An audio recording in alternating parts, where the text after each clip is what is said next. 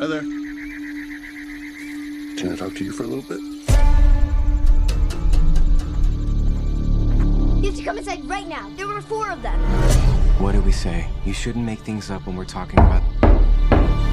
Can you open the door, please? They're breaking in! I got you, baby.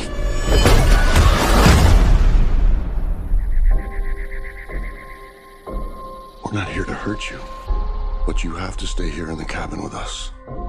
Families throughout history have been chosen to make this decision. Your family must choose to willingly sacrifice one of the 3 of you to prevent the apocalypse. We're not sacrificing anyone. For every no you give us, hundreds of thousands of people are going to die. It's really happening. Sweetheart, close your eyes.